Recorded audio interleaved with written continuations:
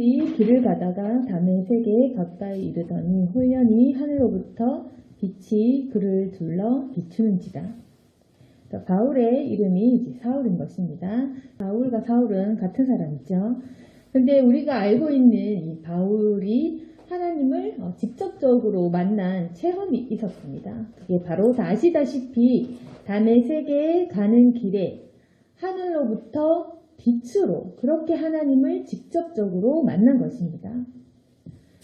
그래서 이 사울이 원래도 하나님을 사랑하고 말씀에 대한 지식이 있던 그런 바리새인 중에 바리새인인 이 사울.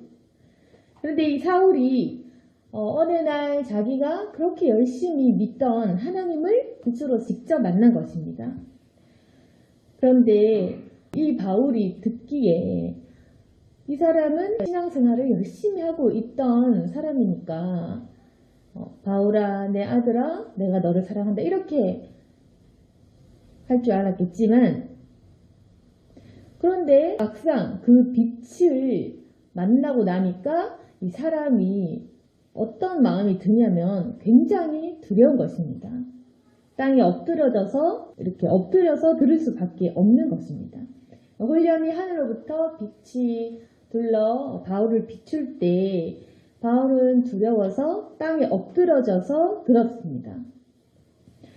그런데 바울이 당연히 하나님께서 바울아, 내가 너를 사랑한다, 내가 너를 안다 이렇게 말씀을 하셔야 되는데, 이상하게도 하늘에서부터 들리는 소리는 네가 어찌하여 나를 박해하느냐라는 그 질문이었습니다.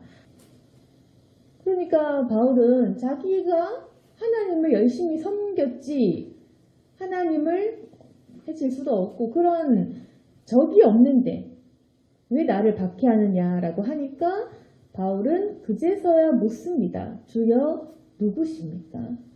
여기서 바울은 이런 경험을 합니다. 이제까지 알던 하나님을 처음 본 것입니다.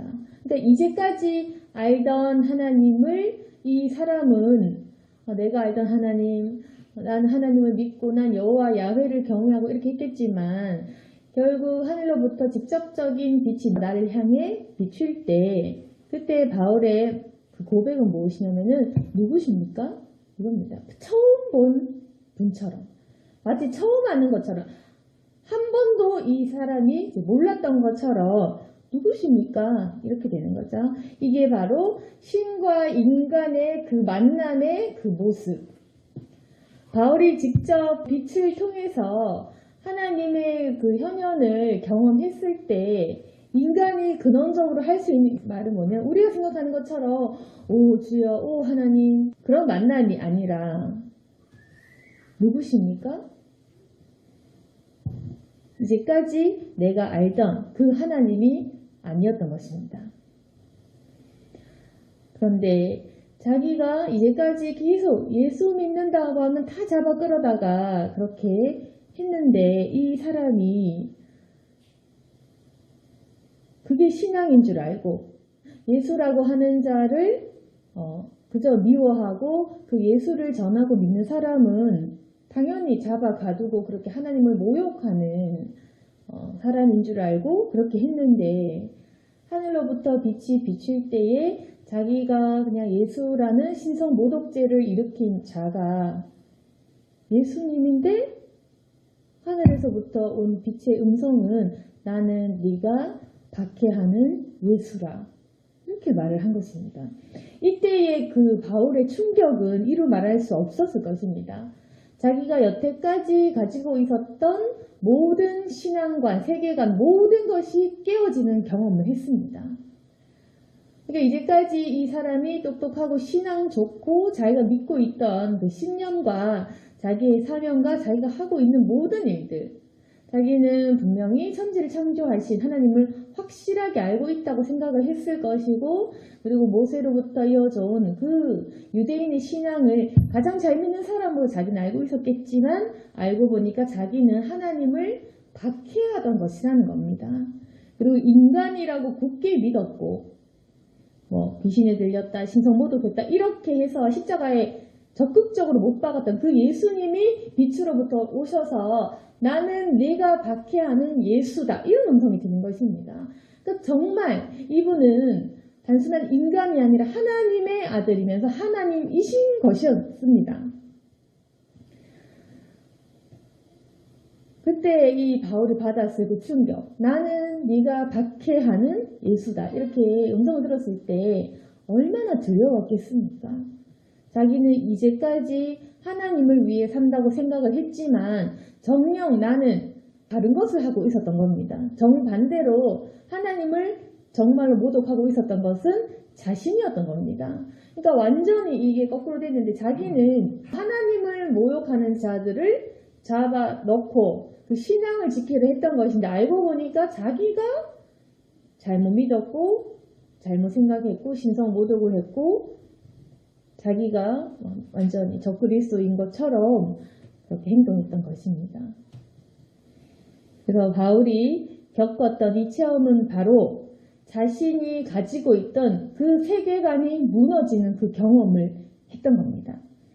그리고 예수님의 음성은 6절에 보시면 너는 일어나 시내로 들어가라. 네가 행할 것을 네게 이를 자가 있느니라 하시니.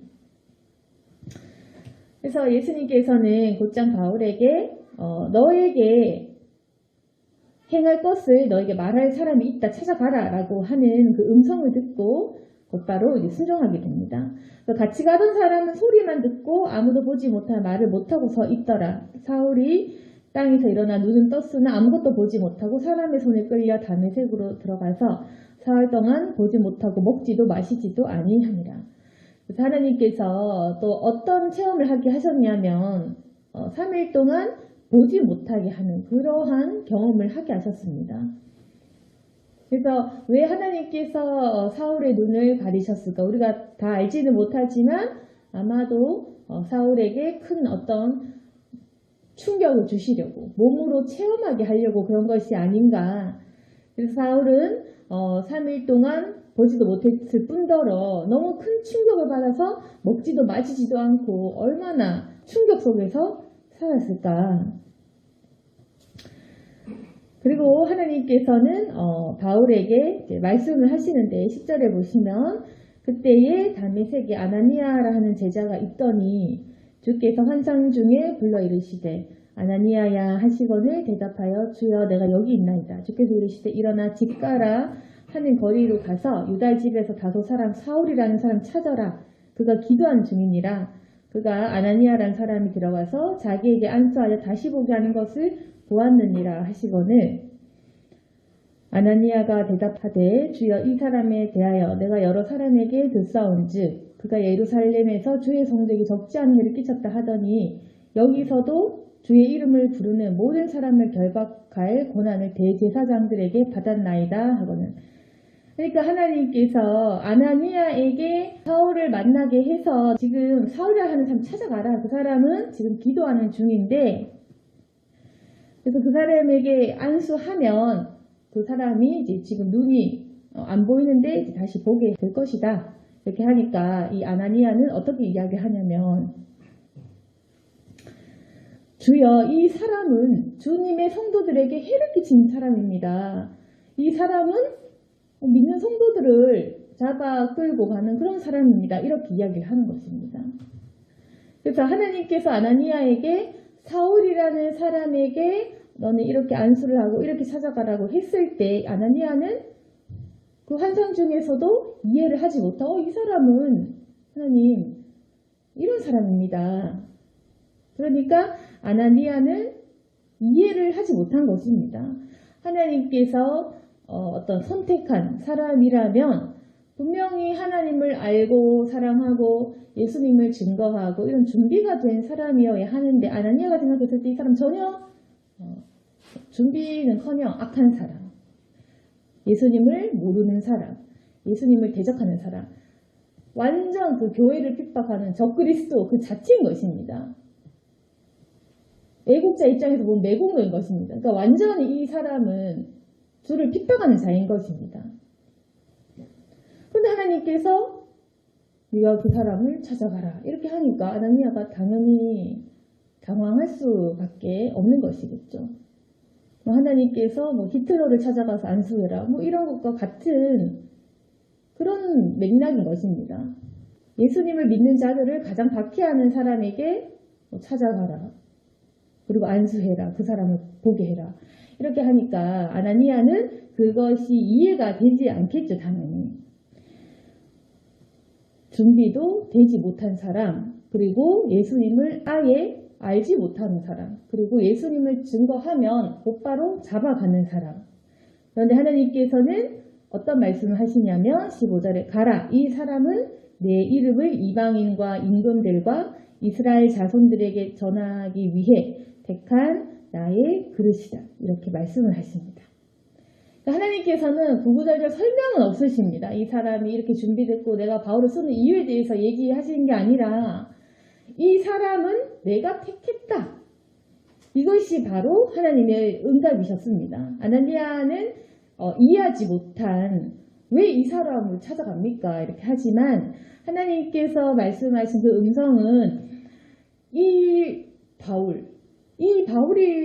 바울이야말로 내가 택한 내 그릇이다. 근데 그냥 그릇도 아니고 이방인과 임금들과 이스라엘 자손들에게 전하기 위한 택한 나의 그릇. 그러니까 굉장히 크게 쓴다는 말이겠죠. 이방인들에게도 복음을 증거하고 임금들, 나라의 그 가장 높은 영향력 있는 사람들에게, 이스라엘 자손들에게까지도 전하기 위해 택한 나의 그릇이다. 그래서 우리가 볼 때 알 수 있는 것은 무엇이냐면은 사람이 생각할 수 있는 그런 택함이 아닌 것이다. 하나님께서 그 그릇을 택할 때 우리가 전혀 예상하지 못한 그릇일 수도 있다는 것입니다. 우리가 생각했을 때 준비되어야지, 신앙이 좋아야지 그런 부분이 아닐 수 있다는 것입니다. 하나님 안에서 예외라는 것은 늘 적용되는 것입니다. 우리의 상식이 절대로 하나님 안에서 그게 적용이 안 된다는 것입니다.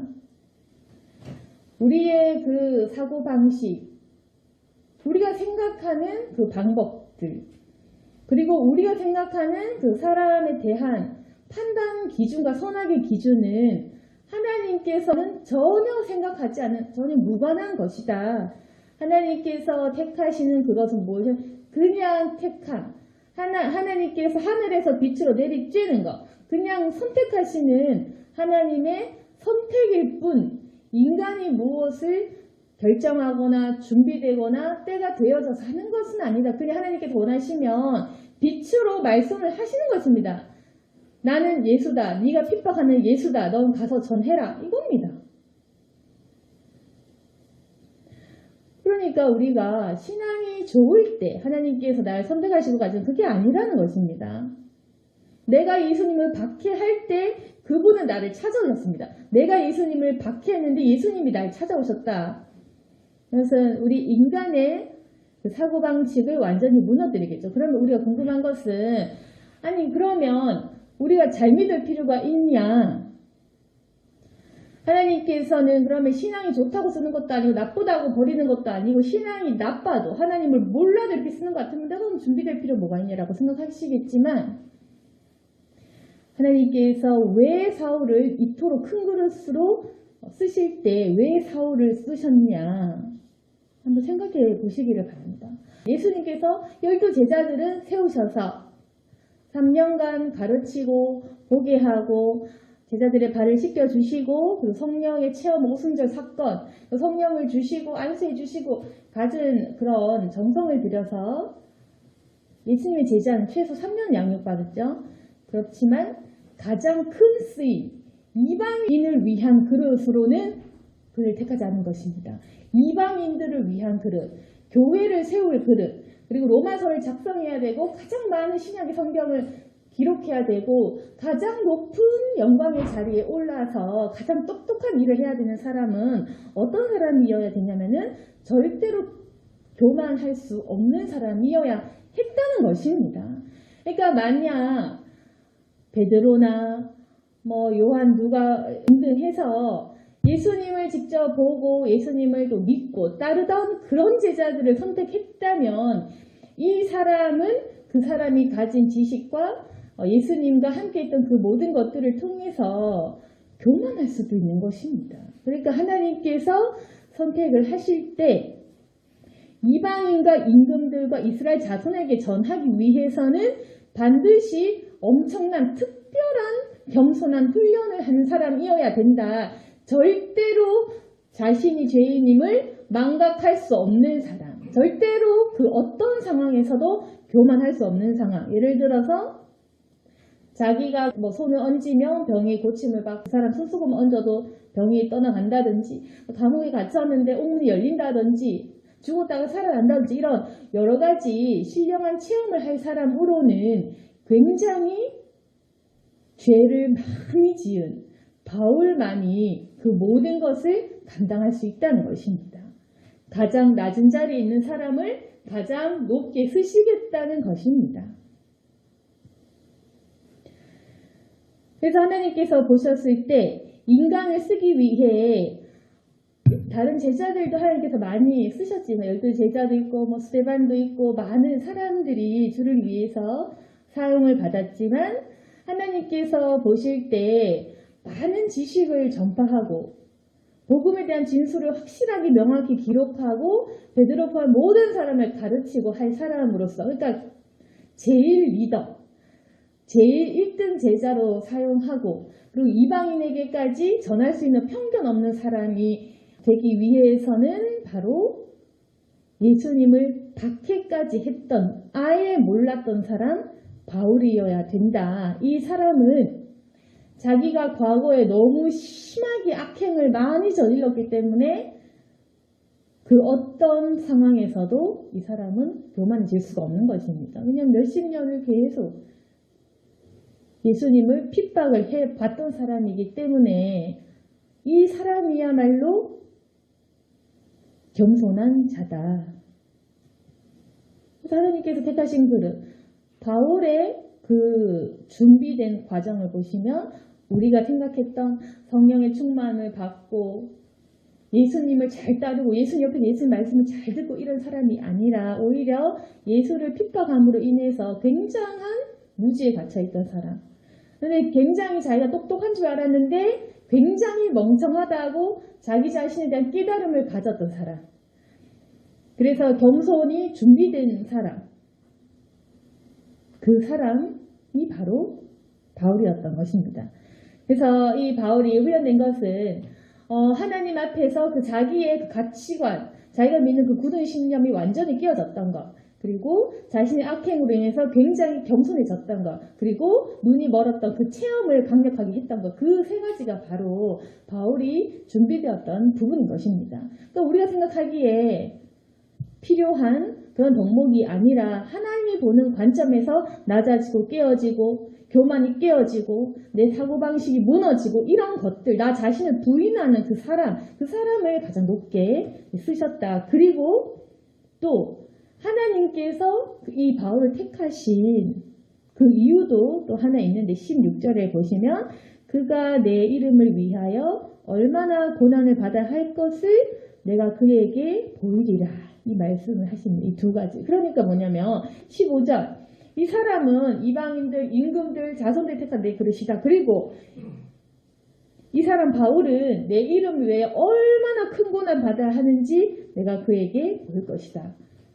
이 바울의 사명이 16절에 있죠. 이 바울의 사명은 우리가 생각하는 것처럼 물론 선교, 그리고 교회 세우기, 이방인 전도 이거 다 맞지만 실제로 하나님께서 말씀하실 때 그런 의미가 아닌 겁니다. 우리가 보기에는 바울의 큰 업적이 복음 전파 그리고 교회를 세우고 이런 것 같겠죠. 하지만 하나님 입장에서는 뭐냐면 이 사람은 어떤 사명이냐면 예수 믿으려면 얼마나 고난을 받아야 하는지 그걸 자기 몸으로 입증할 사람이라는 것입니다. 그게 바로 바울의 진정한 그 영적인 그 사명 그것입니다. 그래서 하나님께서 바울 택하신 그 이유는 우리는 모르지만 그 바울의 그 깊은 내면 속의 그 심성이 절대로 무너지지 않고 완강하게 뭐 돌로 맞아도 뭐 매를 맞아도 배가 파손이 나 죽을 위험에 빠져도 갇혀도 어떻게 해도 아주 독한 사람이었던 거예요. 결혼도 안 하고 그냥 독한 사람이었던 거예요. 그 성정을, 그 사람의 그 성품을 하나님은 또 정확히 알고 계셨습니다. 다른 사람이 보기에는 바울은 핍박하는 사람, 우리 믿는 사람들의 적, 바울 이렇게 생각하겠지만 하나님께서 보시기엔 이 사람은 내가 만나 주기만 한 이상 나를 위해 목숨 걸 사람이다. 이 사람은 한 번 믿으면 끝까지 간다. 매를 맞아도 숨겨도 이 사람은 끝까지 가는 사람이다. 이게 바로 하나님이 바울을 보는 그 판단이셨습니다. 그래서 바울의 사명은 또한 그 굉장히 어려운 것, 택했다고 해서 뭐 영화로운 자리에 올라서 권세를 누리는 것이 아니라 이 사람의 사명은 복음을 전파하고 그리고 어떤 치유 능력을 내보이면서도 실제로 이 사람은 엄청난 고난을 받고 하나님 믿으려면 적어도 이 정도는 감수해야 된다는 것을 보일 만한 그러한 그릇이었다. 그래서 하나님께서는 바울에게 엄청난 고난을 주셨던 것입니다. 그래서 바울도 자기가 얼마나 고난 당한지 그걸 얘기하죠. 그러니까 하나님께서는 바울을 택할 때 바울에게 엄청난 고난을 허락하셨던 것입니다. 그래서 인간의 관점은 하나님께서 왜 저 사람 택했지? 그러나 하나님은 저 사람을 축복하시려고 그냥 인간적인 복이 아니라 영적인 축복이겠지만 고난 그리고 순교 이러한 것들이다. 바울은 그래서 그 삶을 통해서 예수님을 증거하기 위해 얼마만큼 큰 핍박을 받아야 되는지 결국 자기 스스로 자기 몸으로써 보이는 그런 사람이었던 것입니다. 그래서 하나님께서 택하신 그릇은 우리가 봤을 때는 하나님 왜 바울을 쓰시나 하나님 바울은 지식도 있고 그리고 바울에게는 참 뭐 로마 시민권이고 또 바울은 준비됐고 바울은 큰 능력도 있고 치유의 능력도 있었고 바울에게는 뭐 천사도 보내어주고 이렇게 생각할 수 있겠지만 바울의 입장에서는 하나님께서 항상 고난 속에 거하는 그 일들 항상 고난 속에 일했고 그리고 사람들이 바울을 굉장히 좋게 우러러 보일 때도 있었겠지만 항상 자신의 죄를 옛날에 저질렀던 그 죄악을 생각하면 여전히 자기는 죄인의 괴수고 정말 무지했던 사람, 예수를 핍박했던 사람이라는 그 죄책감에 시달려서 그래서 사실은 바울은 그 자책감 때문에 자기가 예전에 핍박했던 만큼 자기 몸을 괴롭힌 것이다. 저는 그렇게 생각합니다. 예전에 그 죄책감으로 인해서 내가 얼마나 이 사람들을 박해했느냐. 이젠 내가 내 몸으로, 내 육신으로 갚겠다라는 그런 굳은 의지를 가지고 그 모든 것을 감당했고 그렇기에 순교의 자리까지 간 것이 아닌가. 그래서 하나님께서 말씀하신 것처럼 아나니아는 그 바울에게 안수를 합니다. 그래서 17절에 보시면 형제 사울아 주 곧 네가 오는 길에서 나타나셨던 예수께서 나를 보내어 너로 다시 보게 하시고 성령으로 충만하게 하신다 하니 즉시 사울의 눈에서 비늘 같은 것이 벗어져 다시 보게 된지라. 그래서 이 바울은 눈에서 비늘 같은 것이 벗겨지면서 다시 보았는데 이때는 바로 새로운 세상이 열렸던 것입니다. 이전에 핍박했던 사람이 핍박을 받는 사람이 된 것입니다. 그래서 이 인생이 완전히 역정된 겁니다. 그전에는 가장 그 살기 등등한 남을 죽이던 사람인데 이제는 남에게 쫓김당하고 핍박당하고 남에게 죽임당하는 사람으로 예전에는 굉장히 강한 사람이었는데 이제는 매맞고 도망가야 되는 그런 불쌍한 사람으로 된 것이겠지만 사실은 또 우리가 하나님의 눈으로 봤을 때 가장 악한 죄에서 가장 거룩한 사명의 자리로 나아가게 된 것. 그게 바로 사울의 그 회심의 장면인 것입니다. 오늘 말씀을 정리하겠습니다. 하나님께서 택하신 그릇, 이 바울이라는 사람은 우리도 알다시피 제자들 중에서도 가장 지혜롭고 가장 복음을 많이 전하고 신약의 대부분을 기록한 그런 하나님의 제자입니다. 그래서 이 사람은 예수님과 직접적으로 만나서 그분께 양육받은 적이 없음에도 불구하고 사도라고 칭함을 또 받은 사람입니다. 그렇지만 우리가 생각했던 것처럼 예수님의 제자가 된다는 것이 그냥 단순하게 말씀 잘잘 외우고 우리의 틀 안에 갖추어서 우리의 신앙생활 내가 생각하는 대로 잘한다고 해서 그게 꼭 옳은 길은 아닐 수 있다. 우리가 오히려 반대로 내가 예수님 잘 믿는다고 했지만 반대로 내가 예수님을 해하고 있을지도 모른다. 우리의 착각인 것입니다. 우리의 세계관, 나의 이 신념 가치관이 깨어지는 경험을 해야 됩니다. 그리고 하나님께서 쓰시는 자는 어떤 사람의 죄 많이 지은 거는 어찌 보면은 상관이 없는 것. 자신의 죄를 알고 회심을 하고 겸손해져 있는 그 사람을 하나님께서 쓰십니다. 그래서 하나님 입장에서는 죄 안 짓고 잘 믿는 그런 사람들보다 이전에 어땠을지는 몰라도 겸손이 준비된 사람, 아주 낮아진 사람, 그런 사람을 쓰시고 하나님께서 택한 그릇은 우리가 절대로 판단할 수는 없다. 그래서 우리에게 필요한 것도 역시나 이러한 나의 그 죄에 대한 깊은 깨달음, 그리고 내 생각이 깨어지는 것, 그리고 내가 육신으로 하나님을 체험하는 것, 이 세 가지가 다 갖추어졌을 때 우리가 바울과 같이 회심을 하게 되는 것입니다. 그리고 또 우리가 알아야 될 것은 우리가 사명을 가지고 일한다는 것이 우리는 교회를 세우고 복음을 전한다라고 생각하지만 사실은 그것이 아니라 내 몸을 통해 하나님의 고난은 이런 것이다라는 것을 보이는 작업이다. 우리는 승리하는 것이 답인 줄 알고 교회가 커지면 잘하는 줄 알고 많은 숫자 영혼을 되살리고 그렇게 칭찬받으면 그게 좋은 길인 줄 알겠지만 사실은 그게 아니라 내가 예수님을 위해 얼마만큼 고난받았는가, 그것이 하나님이 보시는 척도인 것입니다. 얼마나 내가 예수님의 이름을 증거하기 위해 고난을 감수했는가, 이런 인간의 진정한 내면을 보시는 것이지 우리의 어떤 열심이나 인간적인 그런 것을 보시지 않는다. 하나님께서 보시는 것은 우리가 얼마나 하나님을 사랑하고 어떤 만큼 무엇을 각오하고 내려놓는지 그것을 보십니다. 그래서 우리 역시도 하나님이 택하신 그릇이 맞고 우리가 역시나 이 바울처럼 쓰임을 받아야 한다면 바울과 같이 내가 깨어지는 경험, 내가 생각했던 것을 내려놓는 경험, 그것을 해야 하고 또 겸손한 그릇이 되어야 한다. 그것을 꼭 기억하시고 바울과 같이 주님 앞에서 쓰임을 받는 저와 여러분이 되기를 소망합니다. 아멘. 기도하겠습니다. 거룩하신 하나님 아버지, 하나님께서 택하신 그릇은 우리가 생각하는 방법과는 다릅니다. 그래서 우리가 살아가는 동안 하나님에 대해서 제대로 배우고 싶지만 더 무너지고 재짓고 하나님 실패의 경험도 참으로 많은 것을 고백합니다. 주여, 우리로 하여금 죄짓는 순간도 허락하시고 실패도 허락하시고 그 모든 것을 허락하시는 그 이유는 바울과 같이 낮아지고 겸손하면 나 자신이 죄인임을 깨달으라는 것입니다.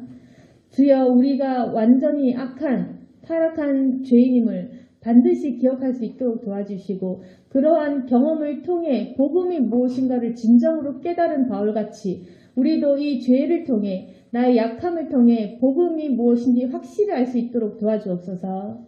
사망에서 생명으로 옮긴다는 것이 무엇인지 우리의 삶과 체험을 통해 알게 하여 주시옵소서. 하나님께서 우리의 삶을 통해 예수님을 믿는 것이 어떤 것인지를 보여주고 계십니다.